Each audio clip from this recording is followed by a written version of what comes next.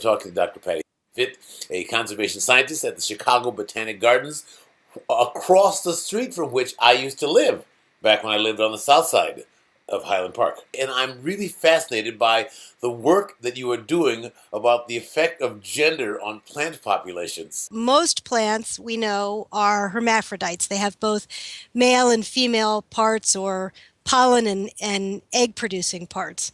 We don't normally think about them as having sex, really, right? I must say that I never think about plants as having sex. Right. Most people don't. But there's a slice of people who study plants who do think about that.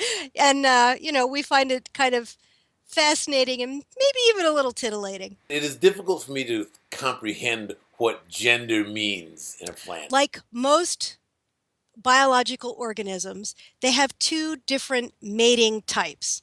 We think of those mating types as being either male or female. Plants are just the same way. It's just that they produce pollen, which we think of as the male side of the reproductive equation, but they do produce an egg, which we generally don't tend to see, undergo fertilization and create, a zygote, or a little baby cell that's the merged, genetic material from the male side and from the female side, just like any other organism. It almost sounds like you're saying plants are intersex. Yeah. It's hard to observe a flower just producing pollen, which is the male, right, that's the male equivalent. So we can easily measure female reproductive success. It's very difficult to measure male reproductive success.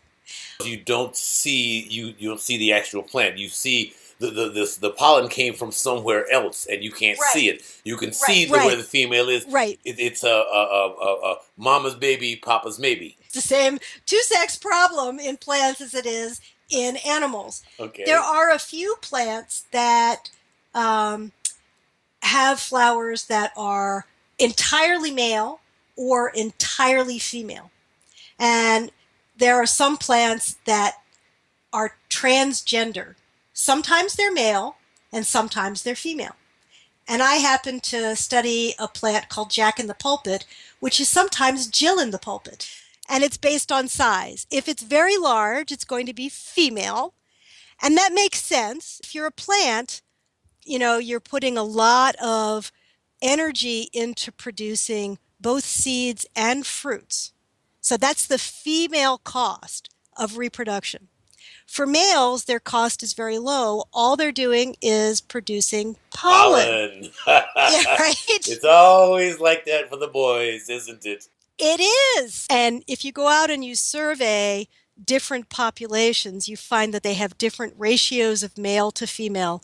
And they're generally tied to environmental cues like the sunlight that's coming down through the canopy and the soil nutrients that are available. You were saying that the gender of a plant depends on how it was raised, the environment in which it was nurtured. Yes, yeah.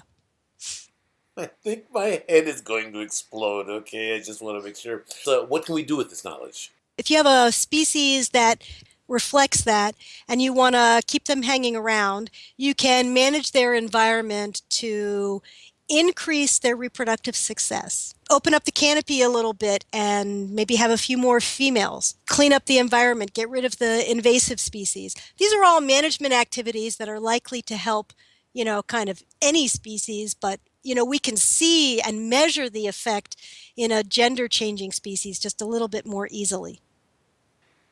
Dr. VItt, I must tell you that I am astonished, as I so often am when I talk to people who actually know things. If we go to the Chicago Botanic Gardens, will we see you wandering around playing with plants? Oh, you might, yes. All right, well, we'll look forward to seeing you out in the sunshine. Thank you very much. Awesome.